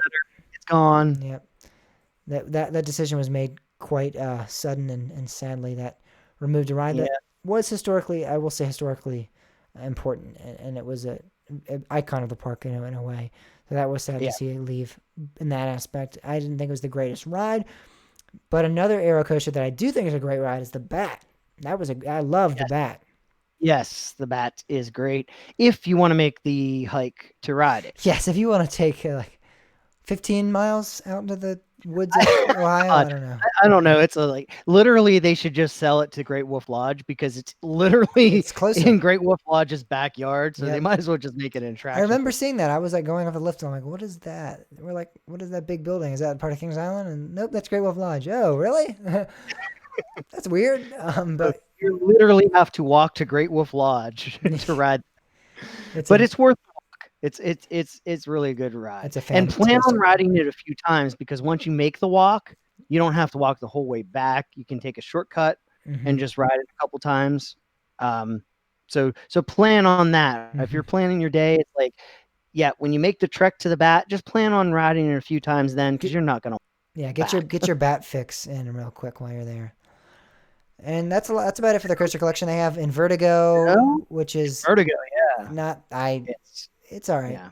Yeah. That's in Vertigo is there. Vertigo It is located at Kings Island, Mason, Ohio. It's an alright ride. I mean, it's fine. It wasn't terrible, but it wasn't great in any means. It is cool to walk up to the very front of the park and it's like sticking up though. That was kind of cool because it is a larger boomerang model.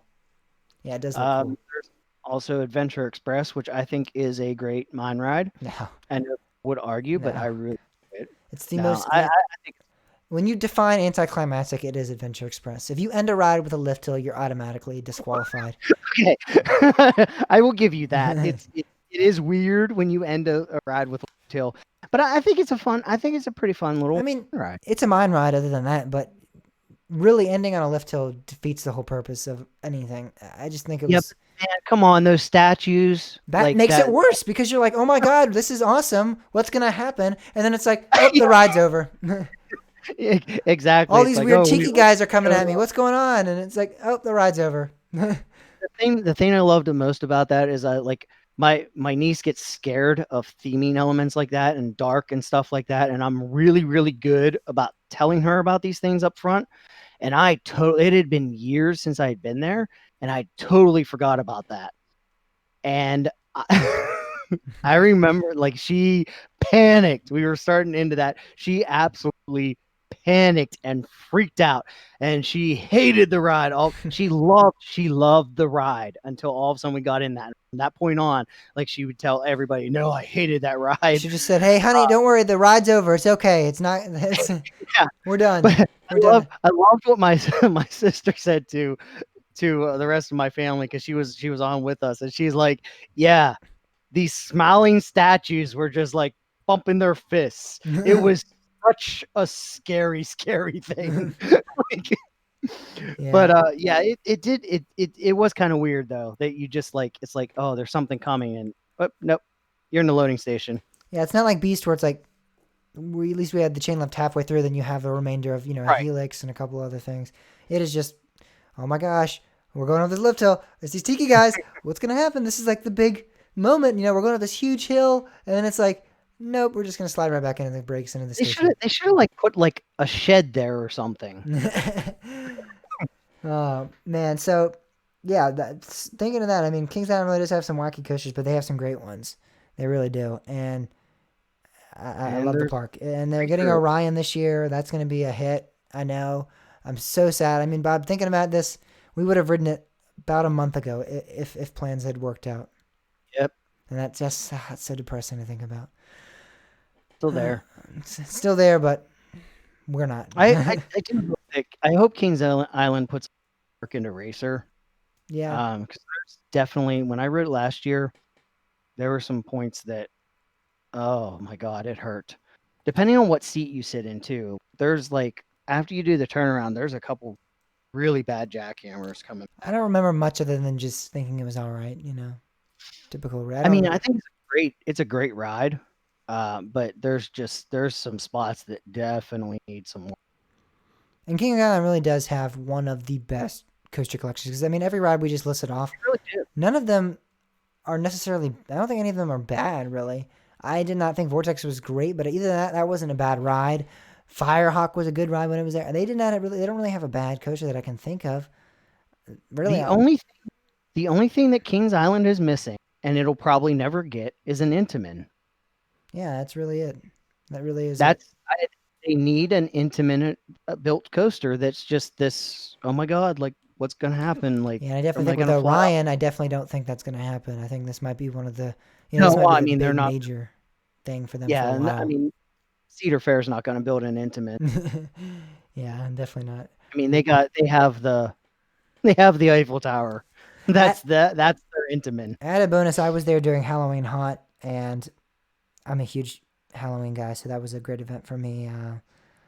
I loved some of the haunted houses they had there. They were a lot of fun. So and really with the Halloween Hunt, it had one of the best atmospheres in a park I've been to. I don't know normally I didn't go during the summer, so I've yet to figure out what the park's like normal hours. But during Halloween, it is amazing, especially at nighttime. The park was open till 1 a.m. 1 a.m. That was crazy being at a park until 1 a.m. That was one of the first parks I've been to, from that time period. Now I've spent the night at a theme park now, but back then I had never been in a park at 1 a.m. and it was crazy. Yeah. It was fantastic. And Beast had fog from, I think Slaughterhouse was next to it, that was just railing over it onto like that tunnel that you go into. And it was crazy. So that in terms of atmospheres, that was one of the best atmospheres I'd had. And I love their atmosphere. So Kings Island's ahead. I really, really enjoy that park. Both me and Bob highly recommend a visit there. Bob Yes, Bob definitely. would argue it's better than Cedar Point. I would argue that it is up there with it. It is on par. I don't know if it's 100% better. I like Cedar Point a I little will bit say better. Cedar Point has some more standout coasters, but as for an overall experience, I love Kings Island far, far more because it's just more of a relaxing. Cedar Point, I feel like I'm too rushed or like there's nuisance areas, there's nuisance things. Kings Island is just like an overall great park experience. It's more relaxed while you still have like really amazing thrills like Mystic Timbers and Banshee and I mean, a really, really great lineup. Yeah, for sure. So now we're going to talk about last week's weekly poll and discuss that. We talked about who our favorite roller coaster engineer was. No, we didn't. We're gonna. The poll was, who was your favorite roller coaster engineer and designer? And we got a couple. We got a lot of responses. A lot of predictable responses. But that was kind of the point. We just wanted to see what the general consensus was in terms of that. My favorite, and we're going to discuss our favorites first, and then we'll talk about the honorable mentions that other people talked about, is Alan Schilke. And I know that's a generic one. I know that's a go-to one. I know that's someone that a lot of people like, and I understand that. And I don't think it's necessarily a bad thing, though. I think there's a reason for it. He's a great engineer. Yes, now at this point, the RMC iBox thing isn't that big of a deal. But when he invented it, it was groundbreaking. You can convert a old wooden coaster that no one likes or that a majority of people don't like, that's rough, that isn't appealing to many people, and you can turn it into a fantastic new steel creation. And I think that's something that is fantastic. He also did some awesome work with Aero, with X2. And then he did a Tennessee Tornado. He's had some really great designs in his career, and I'm sure there's more to come. I know there's more to come. So yes, there's some other great ones out there. There's ones that have, the ones that created the industry that we're in now. There's ones that have, helped the industry get where we're at now. But Alan Schilke, I know, in terms of that role, he didn't really play a big role in, influencing what would come in terms of history of the industry. But he is really the prime example of a genius in our time right now in terms of roller coaster engineering. I think I definitely agree with you. Alan Schilke is a great designer. He's done some amazing things, but I think the person that I want to see more come out of that I love every creation of his that I've been on is Joe Draves. I just think he's done some amazing things with Curtain. I mean, the fact that he took Steel Curtain, which had to have 9 inversions, and he still made it just flow rather than having that abrupt, like we talked about a couple weeks ago on the, when we talked about inversions. Yeah. He took that and made it amazing. Merlin's Mayhem. This keeps coming up with me because I like it, but I mean, he took a kiddie coaster, not a family coaster. We gotta say family coaster, and he made it so much fun. He made it a lot of fun, and that's something that I think that shows some creativity when you can actually like make it really intense in a way, but still good enough to accommodate kids. Like that takes a lot of skill, I think. He's also done, I haven't been on it yet, but Max Force, like I think, I've heard a lot of good things about how its elements are taken. It just there's just a lot of his Lightning Run. I can't forget Lightning Run. Like that Yeah. is such an amazing coaster. And it doesn't, it looks like a smaller coaster, but holy crap, when you ride that ride, it is just unreal.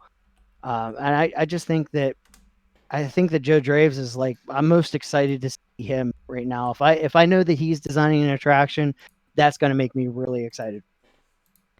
That's 100% true. And I mean, I don't think what he's designed at this point is on par with Alan Schilke, and I hope you would agree with that in terms of, his collection of rides are not at the same level, but definitely have a look at the future. Yeah, I know. That's what I'm saying. If he had an opportunity to design an iBox, like I think there's a good chance it might be better than Alan's design. Well, I think that's a little, what if. I'm talking about the collection of rides that he's created at this point are not on par with what Alan Schilke has done. Not even just talking iBox, but even with Tennessee Tornado and X2, and just the collection of rides that Alan has designed over the the course of his run in the industry. And I think that's what Joe J is. I think looking into the future, we'll see some awesome things come out of him. But I think it's more if he just hasn't had the opportunity. Yeah, and I think over time we may see him develop a reputation for being up there with these legendary coaster engineers and designers. Yeah, absolutely. I mean, definitely, like, you can't, like, I mean, if you look at people that have designed, I mean, you just look at Warner Stengel. Holy crap, he's done some amazing designs. And I love Warner Stengel, but I think just as far as a designer that makes me excited about something, like if a park announces we're building this attraction and Joe Draves is, or they just said, hey Bob, if you could pick somebody to design a new attraction, who would you pick? Joe Draves would absolutely be the person that I would pick. Interesting choice, and I think it's a fair one. It's definitely grounded in some good points there. Let's talk about who you just mentioned, Warner Stengel, and because he was mentioned in this poll quite often. He's a big name. He has an element freaking named after him with the Stengel dive. I mean, I would try to list off all the coasters he's designed, but I'm pretty sure it goes into the hundreds. I mean, oh my God. I don't know if you could. It is crazy. I mean, pretty much, I think most B&M rides, most Intamin rides, he has been in some shape or fashion a part of. Yeah, and it doesn't even just stop there. It's just all over the place. Him or his company is involved in, I'd say, more than half of the coasters that exist, at least within his existence. Yeah, it is crazy. So, without a doubt, one of the greatest and definitely a great engineer.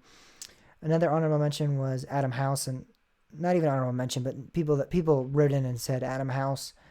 Adam House is the GCI head engineer, and yeah, he's designed some great rides. Pretty much everything, I believe he started in the late 2000s, so like 2008, 2009. So pretty much anything up until then he's been a part of from GCI. So you have like Jorison the Drock and Efteling, Wood Coaster, Wooden Timber Coaster, Invader, Mystic Timbers, Texas Stingray. Some really great rides, without a doubt. And there's a lot that have come out of him. So he's a great engineer, no doubt. Yeah, I mean, you can't. GCI's rides in general are just all amazing. Yeah, and it's I mean, engineering and designing is a big part of rides. Obviously, definitely that shows some of his work. We're going to talk about Anton Schwarzkopf now. And we kind of did a whole thing on him in last week's episode and talked about all of his rides in depth. So I'm not going to spend too much time listing off all the attractions that he did because we did that last week and we highlighted all the big ones that he did. He did King Cobra, Mindbender, Galaxyland. He did some really great rides. And without a doubt, one of the biggest legends in the amusement industry. I mean, no question. Yeah. I mean, it's also a testament to his engineering and how well his rides have stood up to time. They're all still just amazing rides. 100%. Someone else we got written in was Ron Toomer. And he was the guy behind Arrow, most of Arrow's creations. And yes, He's the coding guy. yeah. I know a lot of people will go, oh, Arrow isn't the greatest rides, but I mean, for his time period, he was a unbelievable genius. And Magnum. Magnum. Magnum. I love those triangle airtime hills. I don't care what you say, they're genius. Yeah, he was a genius, and I mean, there's not quite more to say. Everyone on this list is great. Everyone on this list is roller coaster legend, but him in particular, he really, it was him and Warner Stengel in terms of who the big names were back then, and For steel coasters. and Anton Schwarzkopf a little bit there towards the end. Yeah. But yeah, I mean, he's a credible guy. He has some great attractions, and I've heard he was just like a really awesome dude. I know I've heard Alan Schilke actually talk about him, mention him before, so that's really awesome. Yeah, and that's great. I've heard he was an awesome guy. Now, someone else that's brought up quite a bit is John C. Allen, the founder of PTC, and without a doubt, just for doing that right there makes him a legend. But he also designed some great attractions. He had the Racer. He had, I believe he did something like the kiddie coasters like Woodstock Express, the Beastie, all of those. He did those attractions. So he's had some great rides under his belt. He did Rebel Yell at King's Dominion. And I mean, he's done so many great rides. So without a doubt, one of the best roller coaster engineers of our time. So he just a little correction. He did not found PTC, but he worked for them early on. I actually think PTC was actually founded before he was born. I believe PTC originally wasn't a roller coaster company. That's the thing. But I think he was really one of the people that initiated becoming a amusement manufacturing firm. I believe in the really beginning they were doing just carousels and trains, and then they kind of went on to building roller coasters. They started doing on wood. They didn't. I don't think they started building wooden roller coasters, but I think that's where the toboggan comes from.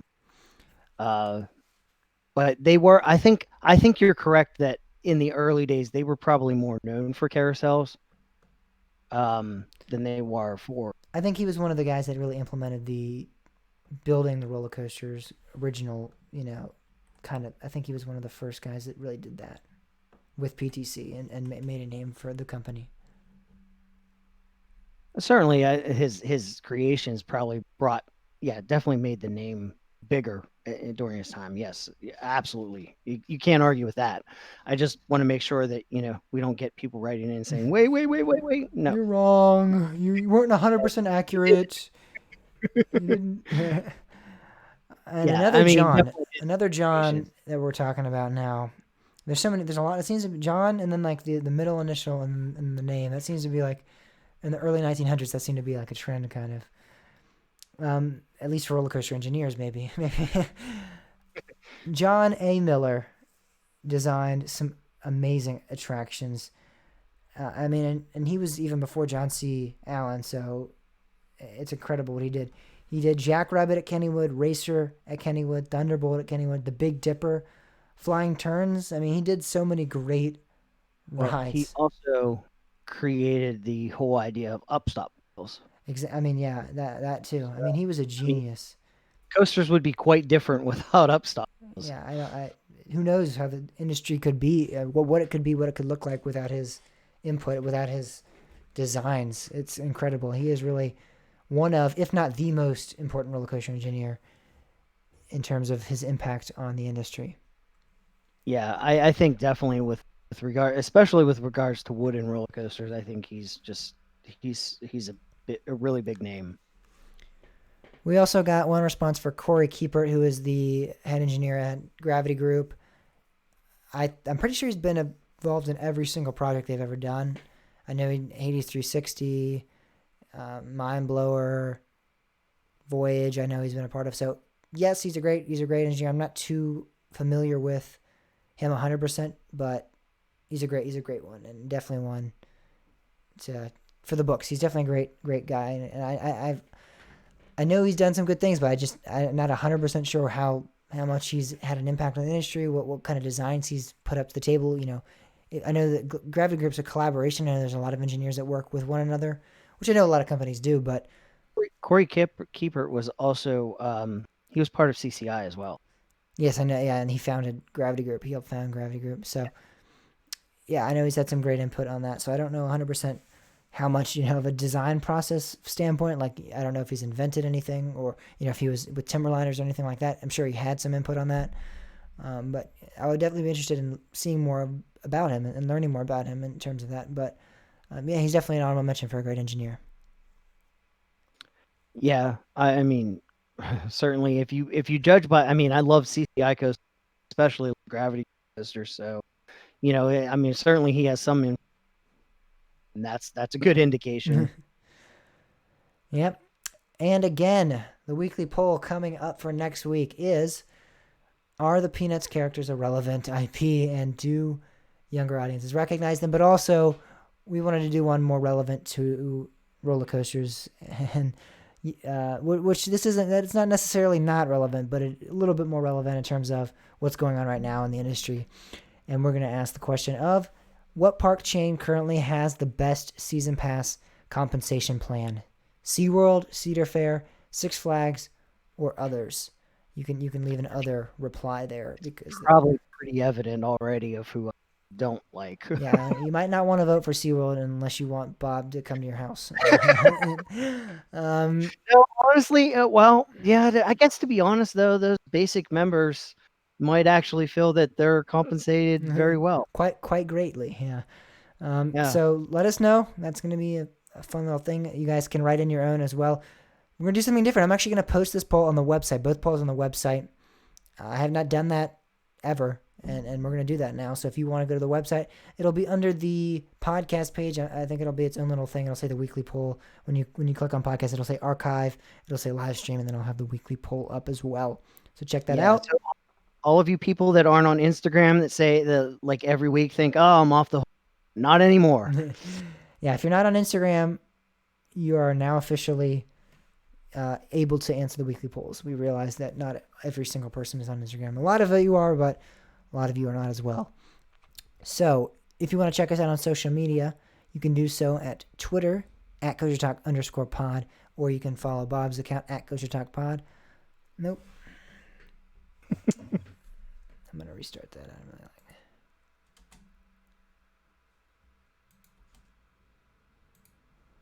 You're not going to say anything else, right?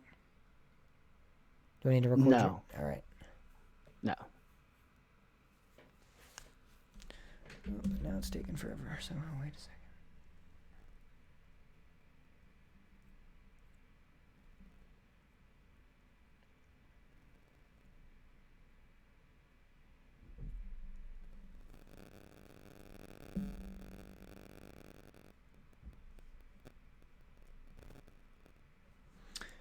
All right, there we go.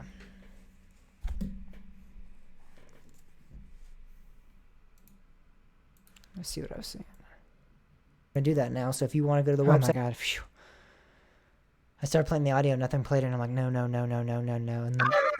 it started playing like it caught. It'll be under the podcast page. I think it'll be its own little thing. It'll say the weekly poll. When you click on podcast, it'll say archive, it'll say live stream, and then I'll have the weekly poll up as well. So check that out.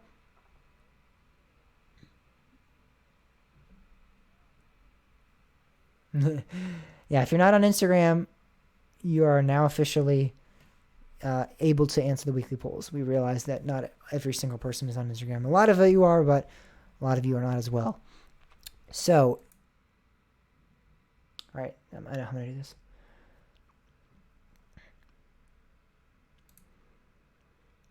But if you are on Instagram and you're not following Kosher Talk Podcast on Instagram, you need to. That is at Kosher Talk Pod.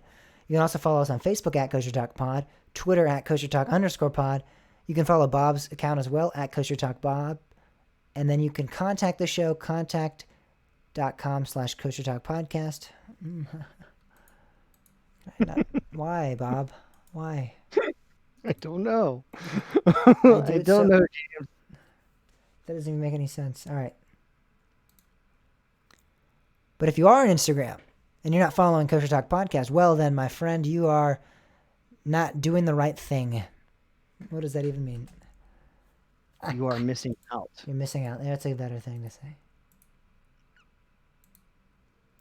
But if you are on Instagram and you're not following Kosher Talk Podcast, then you're missing out. You can follow us at Kosher Talk Pod on Instagram, at Kosher Talk Pod on Facebook, at Kosher Talk _pod on Twitter. Also follow Bob's Twitter account at Kosher Talk Bob. You can contact the show at koshertalkpodcast.com/contact if you have any questions, concerns, or comments, or if you want to leave an audio file. I love when people leave audio files, if they do. You can email us at james@koshertalkpodcast.com, bob@koshertalkpodcast.com. Leave us any questions or concerns. If you have any comments on what's going on in the industry, let us know. Thank you guys so much for listening to this week's episode. It's been a lot of fun. We'll see you guys all next week. I should have said, I'll see you guys all next week. Buttheads.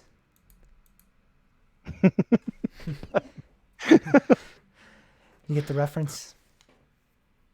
No, it just sounded funny. Wow, all right.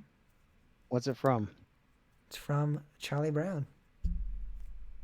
Oh, yeah, duh. It's not appealing. Duh. Oh no, it's Blockheads. Dang, whatever. So I would have said. Yeah, see you. Hey, I remembered it though. You didn't remember it.